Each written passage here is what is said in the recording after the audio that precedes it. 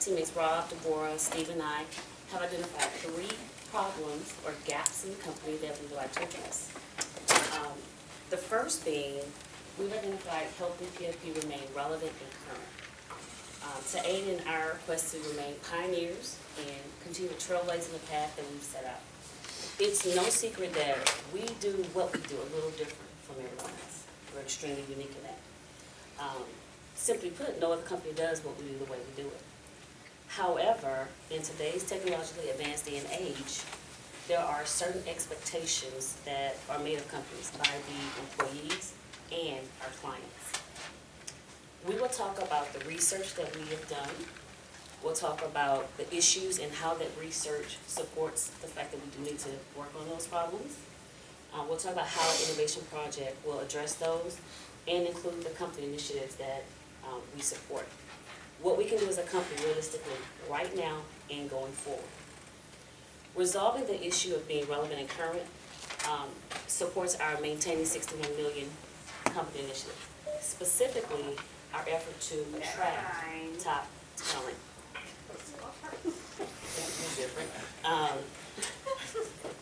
Top talent employees expect the company to be equipped with advanced technology. It's not a desire, it's not a want, it's an actual expectation. They want things right now at their fingertips to help them do their jobs quickly, efficiently, and effectively. Did I have you guys' attention? The second problem that we identified is maintaining our first-time pay to persistency. We talked about that a little bit this morning. It is no secret that we are working towards improving our pay business.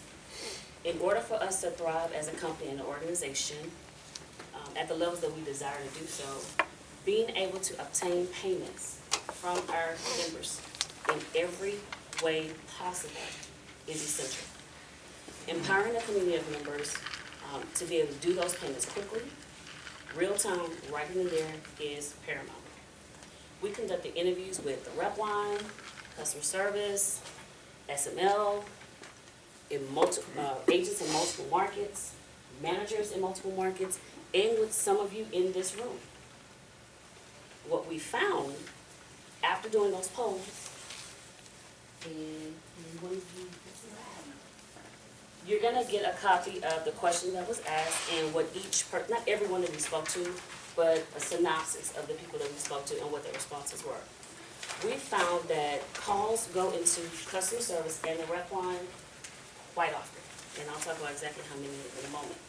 But those calls are primarily coming in for payments, demographic or policy summary information such as cash value, when is my due date, I need to change my beneficiary, who is my beneficiary, I need to update my address, I need to change my phone number, so on and so forth, and then what is the cash value of my policy at this time. Does anyone know how many calls on average per day come into the rep line? Rep 500? Rep line. No. 128.23. That's a lot, right? 3,847 calls were presented to the rep line in the last 6 weeks. 271 of those calls were abandoned. That means they did not get serviced. They were unanswered. And many times, a member is on the line with the representative when they're making that call. Think about that. What level of customer service are those 271 reps in the field and members not receiving? Still have your attention? Because we have a solution to that.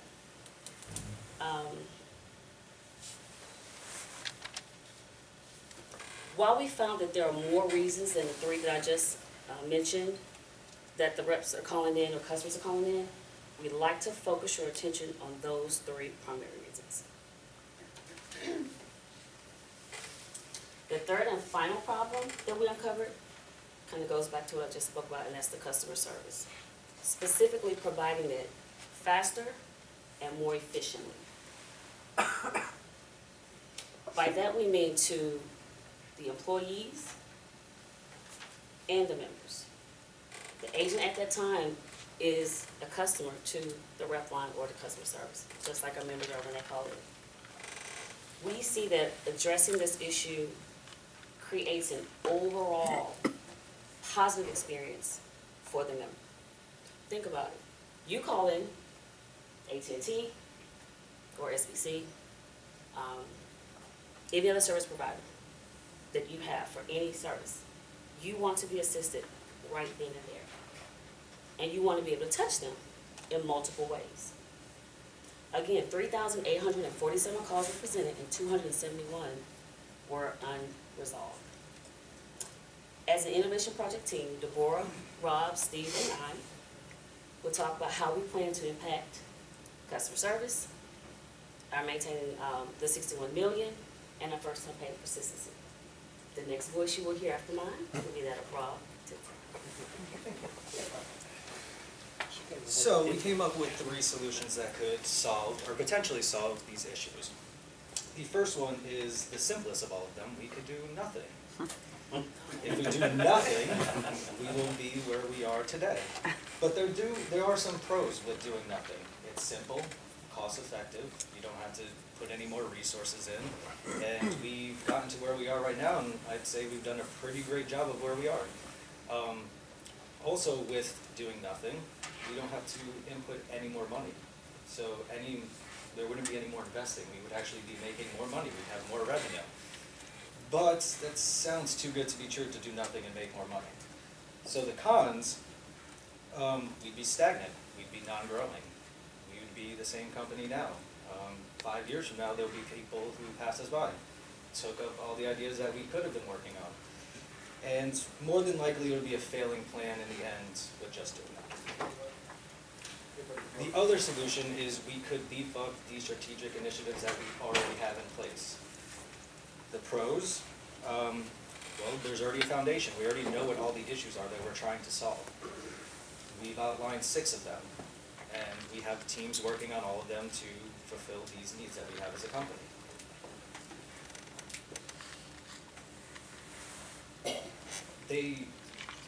While they're doing this though, I think I realized something when I was trying to go over in my head what the 6 initiatives actually are, and I couldn't come up with all 6 off the top of my head, and I'm sure that many of us can't just come up with all 6 off the top of our head.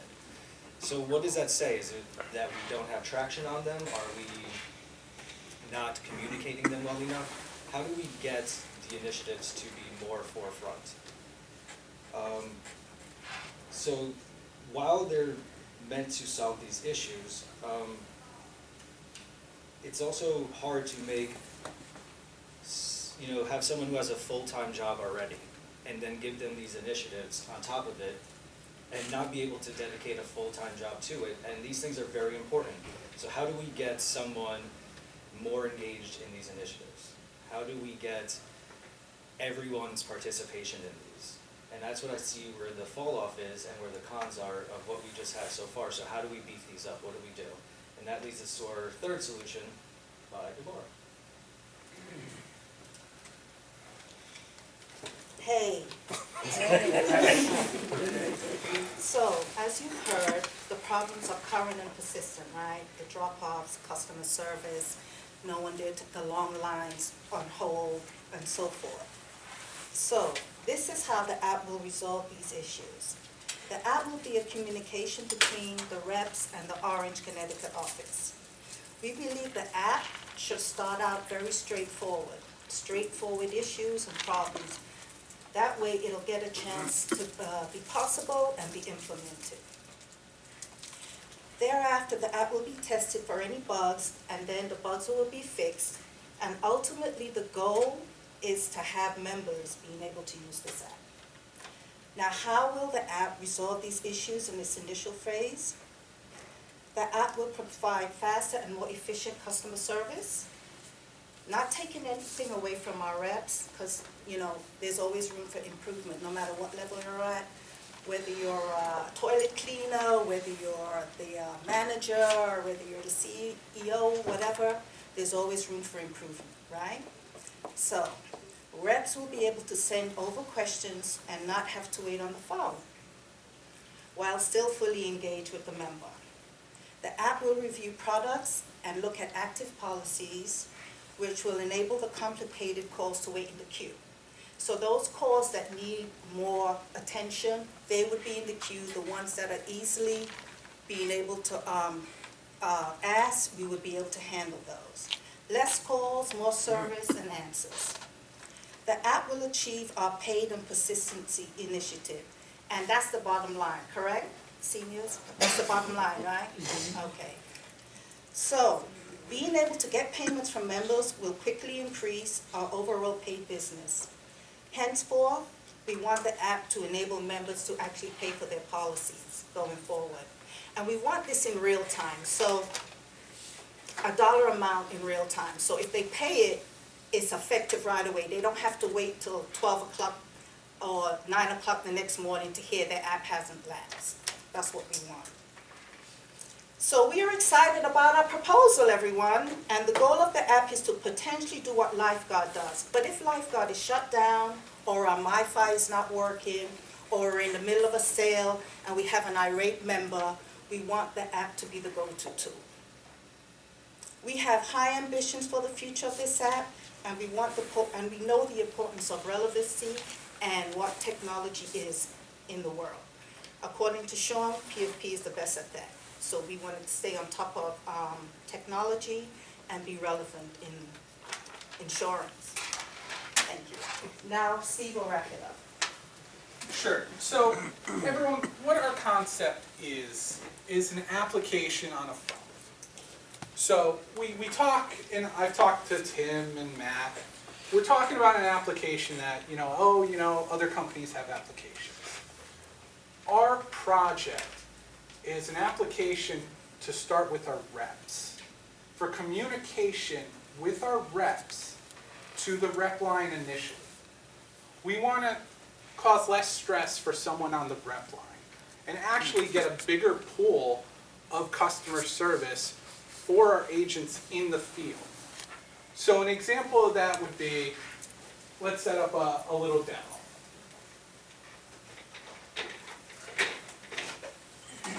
So you have potential member, customer, and an agent calling the rep line. You have the rep line, already talking to someone, but you may have someone in NBC, a lead generator, or a different person non-rep line. This person has a limited amount of time. They're on the phone, they're waiting for someone to help them. They have a time crunch. As the two teams just went over, as Save and Boots went over, everyone turns to the cell phone. Everyone has a cell phone. Instead of being on the phone like the Express with the corded phones, you could use a computer or your phone to text. So our idea is now the solution of the same situation while you have a member and an agent still talking, still communicating, while you have our agent sends a quick little chat. Here's my question. Rob could be lead generator, he could be customer service rep, he could be a non-rep line person to actually help. Who has a cell phone? Don't even raise your hands because you all do. Who has a computer?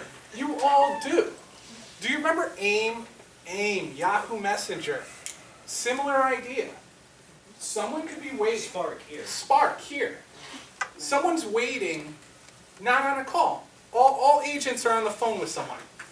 You have 10 lead generators waiting to call out. Everyone's on the phone. We researched in the papers that were sent out the problems they most face. We could train them to provide those customer service questions. And it's not just one person. You could have it set up for everyone. So people who could provide customer service on the phone are now could use an app. Nancy talked about Snapchat. Who has Snapchat? That's where things are going. 2/3 of the people have mobile phones or smartphones.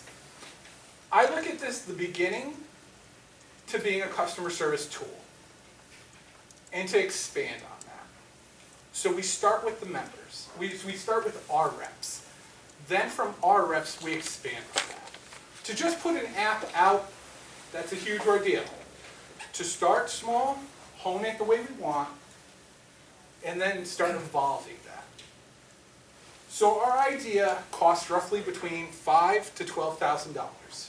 It's secure, encrypted. I mean, I could go, it's everything legal, and you could absolutely do it. With that being said, you could have a person, whether it be someone on a computer here, it could be any of you. You want to talk to your agent in the field? No problem. You click on the app on your desktop. Hey, how's your day going? You want to talk to your manager? No problem. Have them download the app. Hey, everything going all right? Group messages. You do it by region. So for us, listen, I want to win. I want my team to win. But with this initiative, I want Boots to win. I want Save to win. This could help them win. They can now have more time to interface with the member than just waiting on the phone or some other, who knows. And I don't look at this just as for our credit unions. We're expanding to other regions. They're going to have questions or founders, other new channels, other new areas. They're going to have questions. Do you think they want to call and wait for someone? Hey, I don't know exactly what I have. Or you have a bunch of people online willing to help them. Or what will make them feel more comfortable. So again, this is the initial project is a communication tool for really everybody. But initially, it would probably take 3 months to set up, is a tool for our reps, whether it be in a certain region, to get customer service over their phone by text or by chat applet on the computer to then evolve. That's it.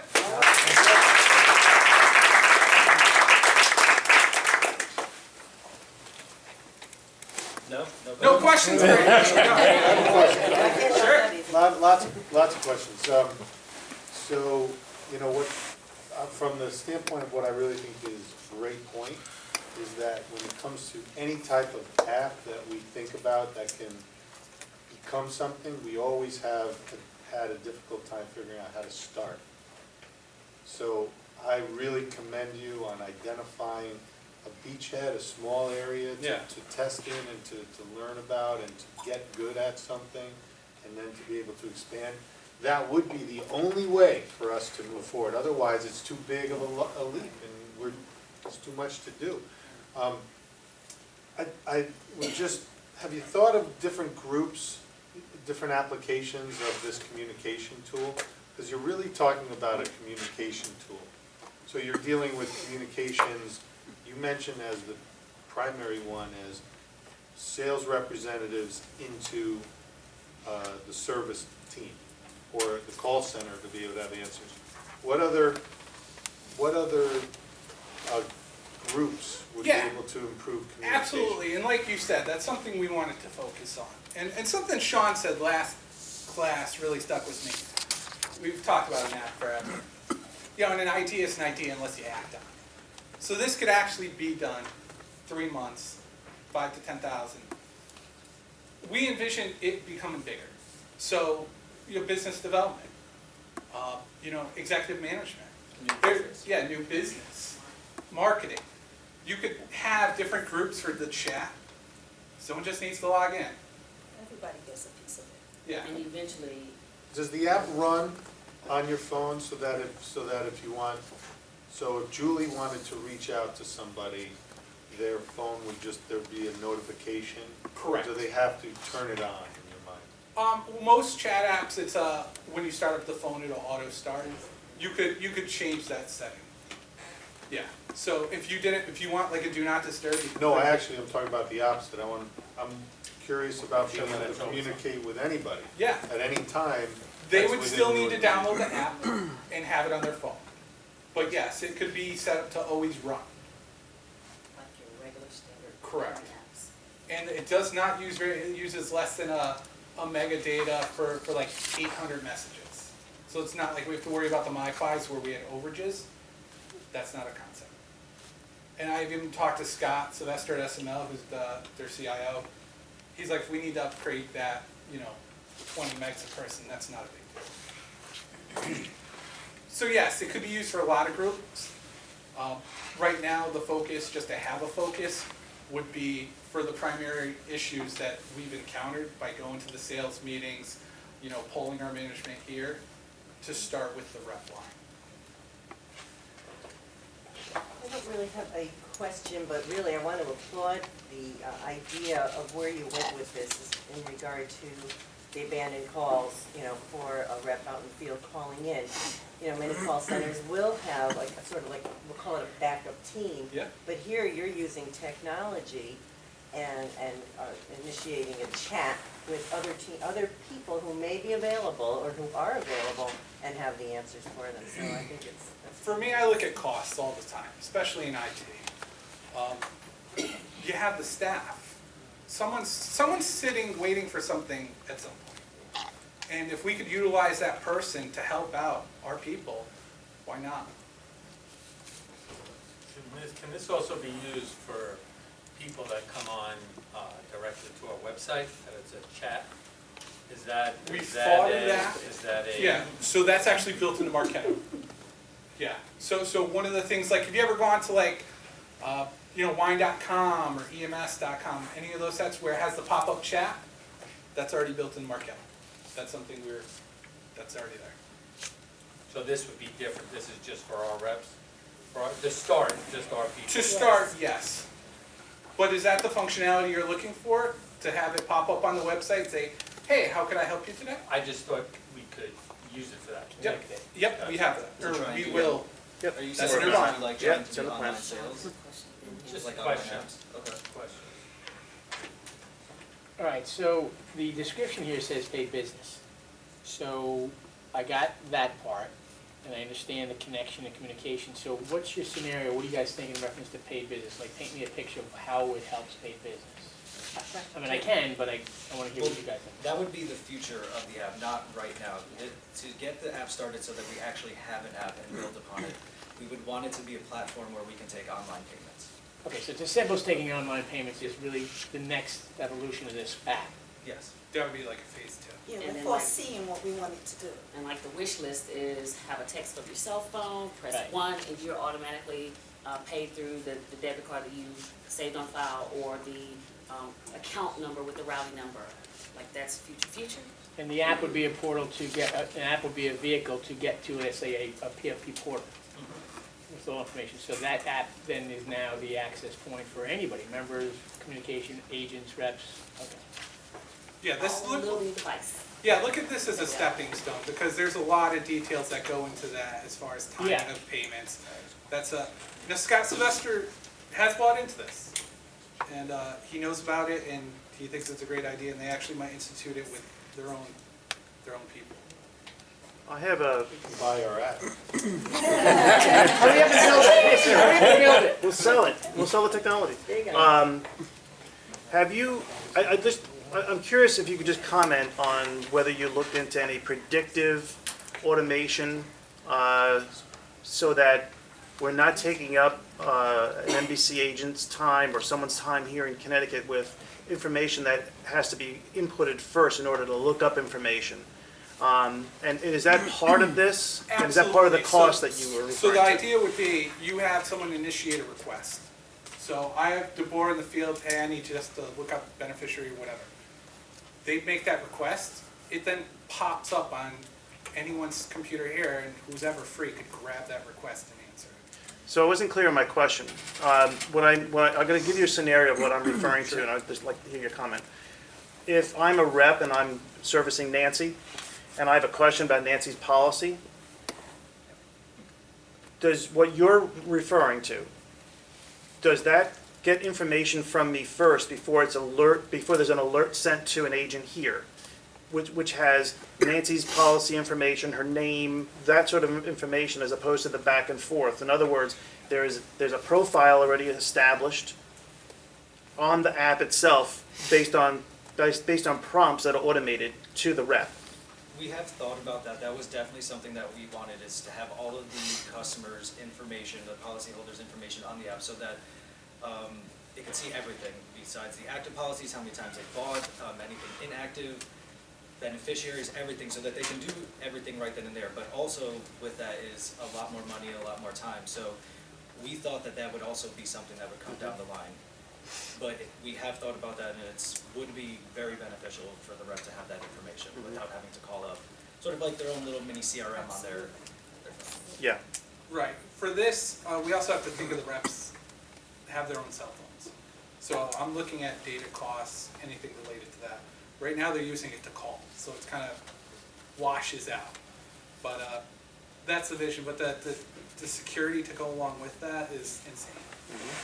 Even the tablets now, I mean, I get rep calls every day. I don't have my grid card. What's my grid card? PBN, PIN number, PGP. There's so many layers of security where this is strictly, or the first initial pass is strictly a chat, can't save it, passes the information, it's encrypted, comes back, you answer, you close out that chat, it's gone. What I'm hearing that you're asking the committee to consider is a very brave step forward. See, it's not a big flashy moneymaker today with your first step piece of the idea, but we all know that we need to have an app, and it needs to be a member-facing app, a policyholder-facing app. For us to go from 0 to that is like going from 0 to 100 in 1 second. It's just not going to happen. Which is why we're not doing that. And so when you start talking about security and all these things that you have to consider and everything's more money, when you say how much it's going to cost if we went down the road a bit, it's too much we get too scared, it's too much. But so what you're really saying is have the vision about where we need to go and then take this little step which gets us in the game. Get good at that little step, take a little step forward, take another little step forward. Before you know it, it's like lifeguard. Lifeguard was just a little thing in 2003, and now look all the different pieces that it has. Now it's, I'm sorry. You hit the nail on the head with that, and I'll give you another project that Scott Henges and I are working on. Frankie D found a CRM that's simple. It's literally on his phone. It's literally called Simple CRM. I said, hey Frank, I met with Frank, Holly, Scott. I said, try it out. The idea is for him to use this, just him and his new business team, and to see what they like. Then next year, we're going to put it in the real CRM. We're going to import all the data, all the work he's been doing, opportunities, contacts. And when we go to CRM 8, we're going to have all that, but he's used it a year. It's non-threatening. It's a small team. And we're going to give it to everybody. We envisioned this project to be like websites when they first came out. Before they were thought of, someone had the idea, and it was a small thing. Now today, a company without a website virtually is not there. You have no online storefront, no 24-hour presence for people who work the third shift, or night owls, or those who have insomnia, or whenever they decide, I want to go online and find something. If you're not there, you're not a key player. We face this challenge now. I try to do maintenance. I didn't send out an email once about maintenance. I did it at like 1 a.m. I got a call. Someone had a meeting with someone at 1 a.m. and I said it was okay for us to take lifeguard down. And after that, I said, no, here's the time frame because our reps are agile. You know, with hybrid, they're like, they want to set up a meeting after midnight or third shift. That was the first mistake. Never did it again. Send an email whenever I do maintenance now. So take this journey with us.